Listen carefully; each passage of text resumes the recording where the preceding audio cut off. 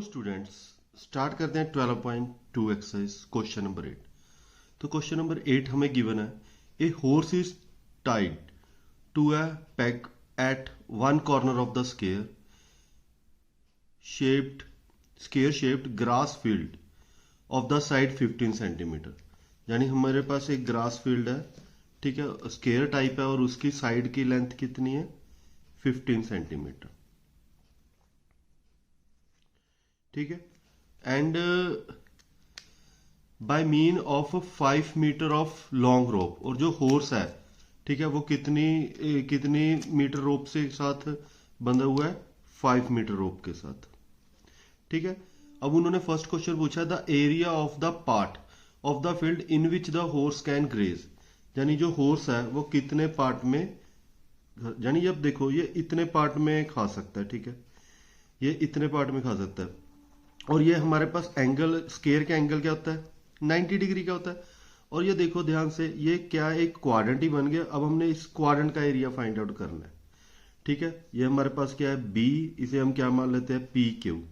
हमने ये B P Q quadrant का एरिया फाइंड आउट करना है। और एंगल हमारे पास कितना है, 90 डिग्री है। ठीक है, तो हमारे पास फर्स्ट क्वेश्चन है, area of the part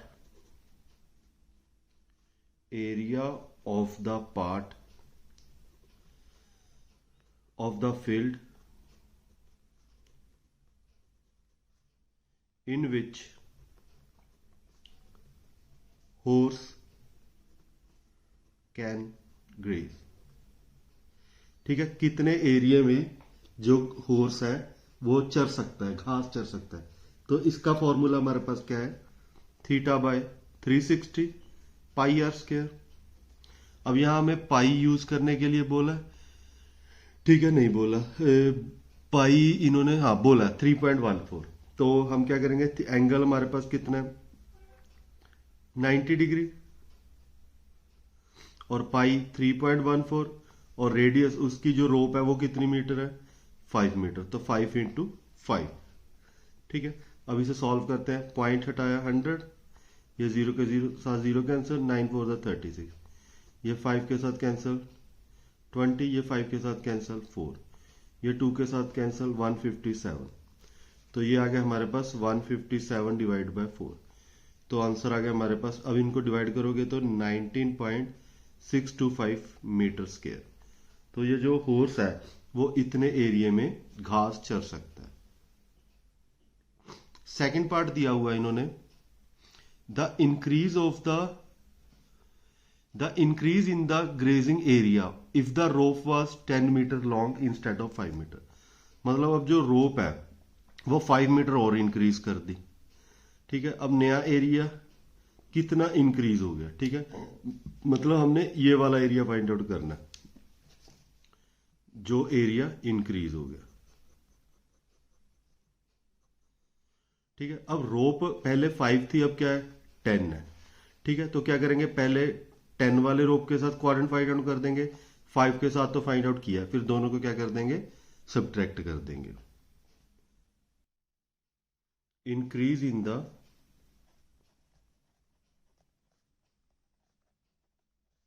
grazing area. तो ये क्या होगा हमारे पास, थीटा बाय 360 पाई। तो अब रोप, बड़ी रोप यानी कैपिटल आर का square, minus theta by 360 pi small. अब कैपिटल आर हमारे पास 10 है और स्मॉल आर यानी स्मॉल का तो हमने फाइंड आउट किया ही हुआ है। तो क्या 90 बाय 360 314। अब रेडियस है 10 और इसका एरिया हमने ऑलरेडी फाइंड आउट किया है, तो यही हम लिख देंगे 19.625।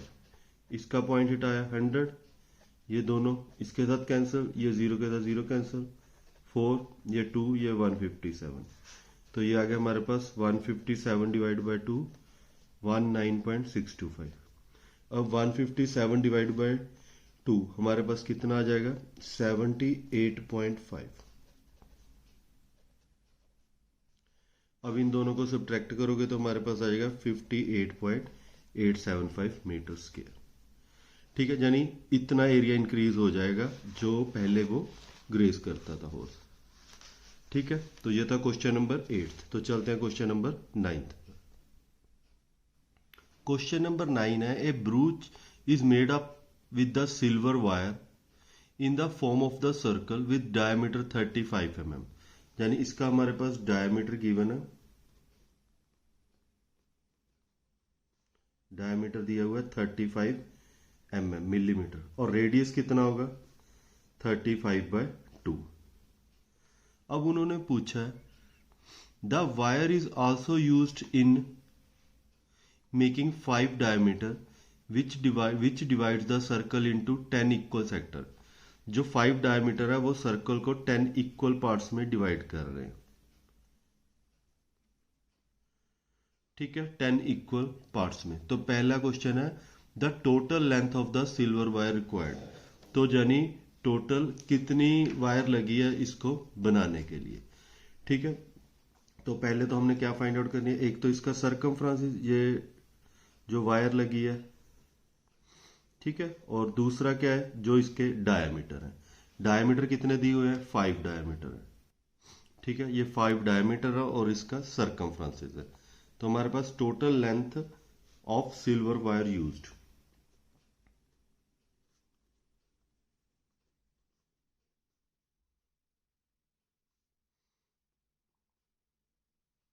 तो कितनी लगेगी, circumference of circle plus 5 into diameter. तो सरकमफ्रेंस हमारे पास क्या है 2πr, और डायमीटर कितना है 5 इंटू 35। अब इन्होंने हमारे पास पाई यूज करने के लिए नहीं बोला, तो क्या यूज करेंगे 22/7, और रेडियस कितना है 35/2, और 5 इंटू 35 कितना होता है 175। ये इसके साथ कैंसिल, और ये 2 के साथ 22 इंटू 5 110 प्लस 175। तो हमारे पास कितना आ गया 285 mm सिल्वर वायर यूज होगी। और इसका सेकंड पार्ट इन्होंने क्या पूछा है, the area of each sector of the ब्रूच।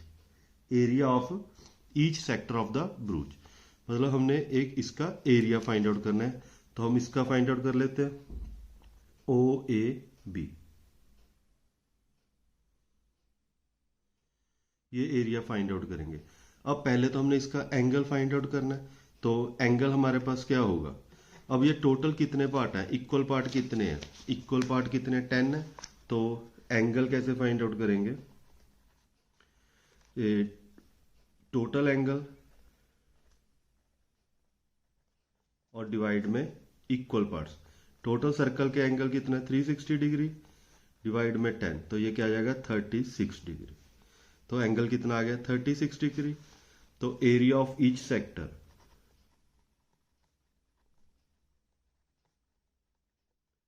Each sector OAB क्या आ जाएगा θ/360 πr²।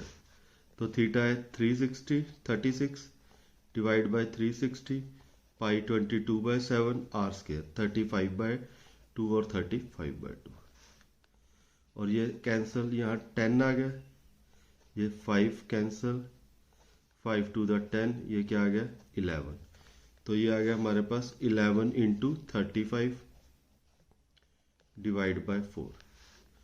तो ये आ गया 384 डिवाइड बाय 385 डिवाइड बाय 4, तो आंसर आ गया 96.25 मिलीमीटर स्क्वायर। तो ये था हमारा क्वेश्चन नंबर 9। तो चलते हैं क्वेश्चन नंबर 10।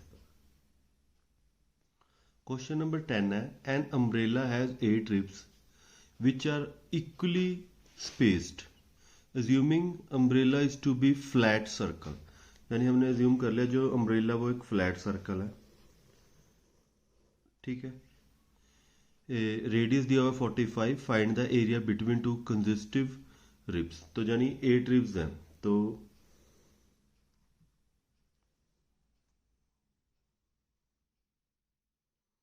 ठीक है ये 8 हो गए पार्ट इसके। ठीक है, और हमारे पास रेडियस कितना दिया हुआ है रिब्स का 45 सेंटीमीटर। अब हमने एरिया फाइंड आउट करना है। टू कंजिस्टिव मतलब इन कंजिस्टिव मतलब लगातार हम ये एरिया फाइंड आउट कर लेते हैं। ओ ए बी, ठीक है, ओ ए बी का हमने एरिया फाइंड आउट करना है, ये वाला। और पहले तो एंगल फाइंड आउट करना पड़ेगा। तो एंगल क्या होगा, टोटल एंगल 360 और पार्ट कितने 8, तो कितना आ जाएगा 45 डिग्री। और रेडियस भी कितना है 45 सेंटीमीटर। तो एरिया बिटवीन टू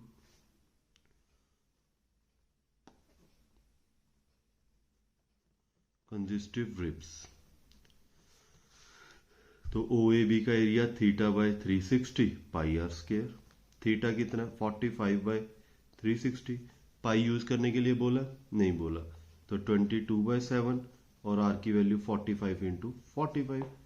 तो अब इन दोनों को कैंसिल करोगे तो ये हमारे पास कितना आ जाएगा, ये 9 के टेबल पे गया 40, ये कितना आ गया 8, तो ये आ गया आपके पास 1/8, 22/7, 45 इंटू 45, 4, ये क्या आ गया 11। तो आपके पास वैल्यू आ गई 11 इंटू 45 इंटू 45 डिवाइड में 28। तो 45 इंटू 45 कितना होता है 2025 इंटू 11 डिवाइड बाई 28। अब इन दोनों को मल्टीप्लाई करो, 22275 डिवाइड बाई 28। अब डिवाइड आपको करके देखना है, तो डिवाइड करके आपके पास आंसर आ जाएगा 295 डिवाइड में 53 या 795 आएगा, 795.53 सेंटीमीटर स्क्वायर। और बुक ने यही आंसर छोड़ा हुआ है, ठीक है, आप यहाँ भी छोड़ सकते हो, यहाँ भी छोड़ सकते हो, ठीक है। तो हमारे 10 क्वेश्चन कंप्लीट होते हैं एक्सरसाइज 12.2 के। तो नेक्स्ट वीडियो में नेक्स्ट क्वेश्चन करेंगे। Thanks for watching and subscribe the channel, share with your friends.